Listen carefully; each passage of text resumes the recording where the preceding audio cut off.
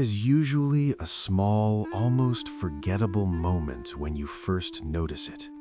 It happens in ordinary places, a living room, a classroom, a workplace break. Someone brings up a game, a team, a score. The emotional temperature of the room changes. Voices sharpen with excitement, opinions form quickly. People lean forward, speak louder, interrupt each other without noticing. There is a shared current moving through the space, and you feel it pass by without entering you. You are not confused. You understand what is happening. You know why it matters to them. You can follow the logic. You can even appreciate the structure of it. But inside, there is stillness. Not emptiness, not resistance, just quiet neutrality. At first, you don't question it. You assume it's preference, taste, personality. But over time, the contrast becomes harder to ignore. The way others light up, the way conversations seem to orbit this subject as if it were essential knowledge, essential emotion. And slowly, a different thought forms. Am I supposed to feel more than this?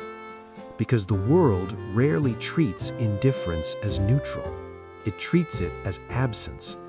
If you don't care about what others care about loudly, it begins to sound like a flaw, a lack of passion, a social gap, something underdeveloped, something to be explained.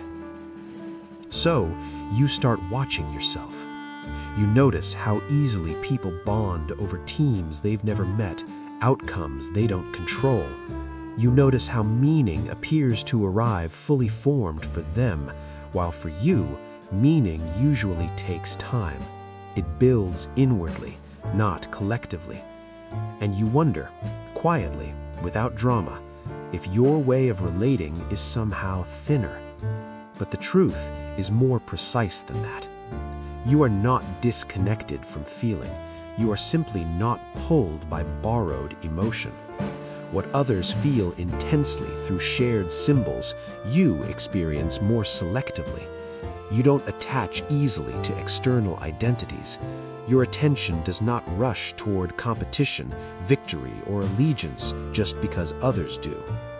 This doesn't make you detached. It makes you internally anchored. You sense that interest for you has to be earned, that emotional investment requires resonance, not momentum. So when the excitement rises and you remain still, it is not because something is wrong inside you. It is because your awareness is active, not absent. You are present, but unconvinced. And that difference, subtle as it is often misunderstood, first by others, and then, sometimes, by you. From the outside, not caring about sports looks simple. It looks like disinterest, like opting out, like a refusal to participate in something widely accepted as normal.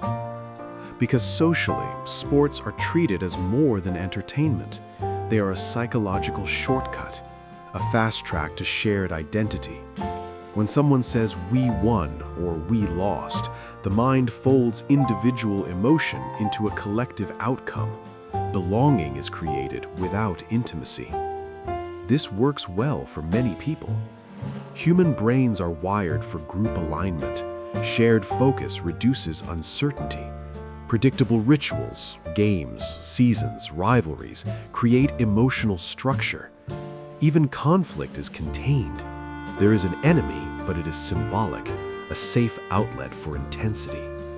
So when you don't engage, the system doesn't know where to place you. Your lack of reaction gets interpreted as withdrawal, or superiority, or emotional flatness. But psychologically, this interpretation misses something important. You are not avoiding connection. You are avoiding compression. Sports simplify emotion into clear categories: win or lose, hero or failure, loyalty or betrayal. For people who regulate through clarity and intensity, this is stabilizing. But for you, meaning does not organize itself that way. Your mind doesn't bond easily with external symbols.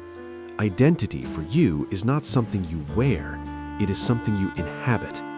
And when meaning feels imposed rather than discovered, your system stays neutral. This neutrality is often mistaken for absence, but it isn't. You can care deeply, just not on demand and not collectively. Emotional investment for you requires internal coherence. You need to understand why something matters before you feel it. You don't borrow emotion simply because it's available. This is why excitement without personal relevance feels hollow rather than energizing.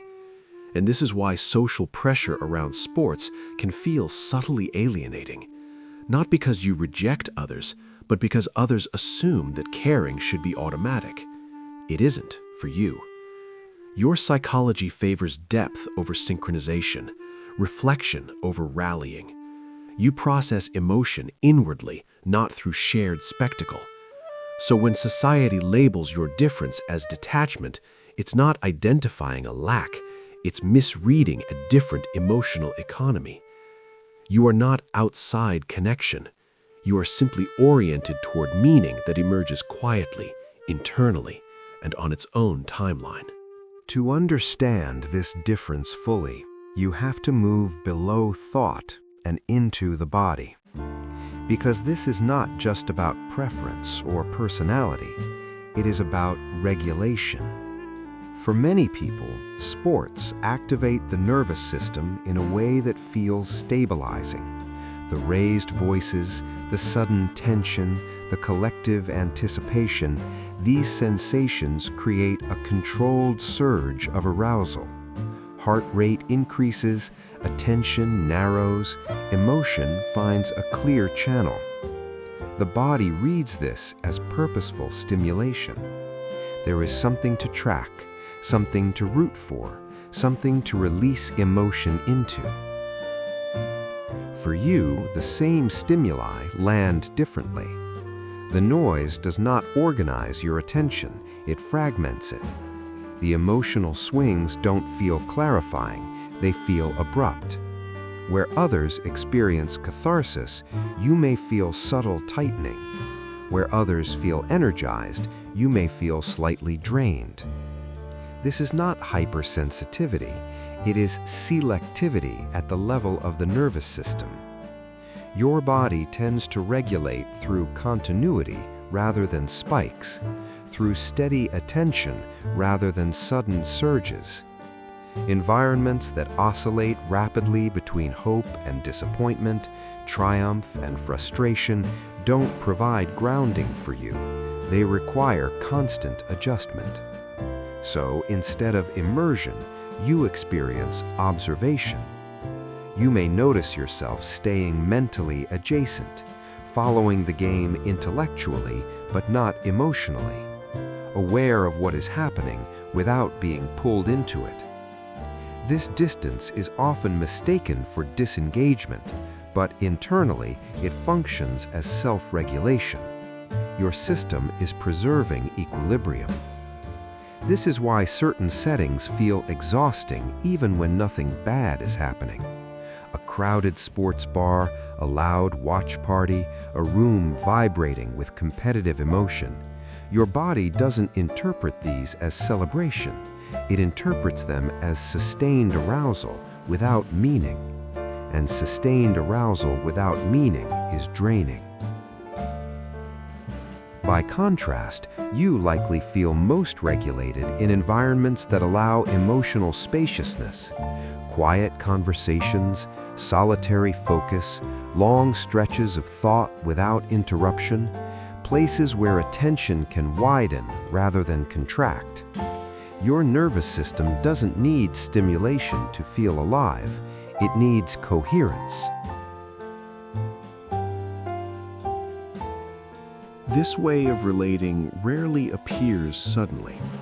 It usually forms quietly, early, without announcement.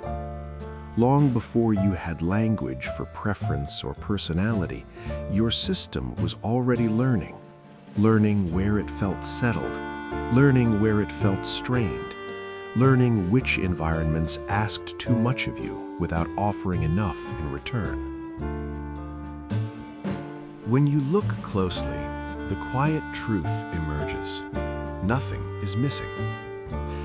You may have carried the assumption that by not caring about sports, by not following the communal rhythm of excitement, you are somehow incomplete, that something essential to human connection slips past you. And yet, your inner world is whole. Your emotional landscape is not absent, it is arranged differently, aligned with depth rather than spectacle, with resonance rather than volume, with timing rather than impulse. The subtlety of your engagement is often invisible, which can make it feel invisible to yourself at times. But invisibility does not equal absence. The way you process, the way you care, the way you select, not out of coldness but out of coherence, is a form of psychological sophistication. You are attuned to meaning that emerges organically rather than meaning imposed externally. You do not borrow emotion, you earn it internally, preserving clarity and depth. There is a quiet liberation in this understanding. When you stop measuring yourself against external definitions of passion or excitement, you begin to see that belonging is not always about participation, it is about authenticity. You do not need to chase the collective current to feel complete. You do not need to mirror the emotional surge of others to feel aligned. Your alignment comes from within. This selective engagement does not isolate you. It allows you to connect intentionally with spaces and people that resonate. When attention is chosen, it carries precision. You are not disengaged, you are discerning. You do not resist life, you navigate it with a quiet map of your own making. The hidden value of your way of being becomes clear in contrast to a culture that rewards immediacy, loudness, and surface-level excitement. Your reflection, inward regulation, and selective attention are rare and meaningful. They offer a space where experience is fully felt rather than performed. You can release the subtle shame that comes from comparison. You can let go of the belief that something is lacking inside you. Nothing is missing. You are differently attuned, and that attunement is a form of completeness. This channel exists as a space for understanding and reflection, a place to witness perspectives like yours without judgment. If this resonates, you are welcome to comment, to share, to subscribe, not to prove, but to recognize yourself in a space that validates quiet depth. Here, difference is whole, depth is allowed, and your way of being is enough.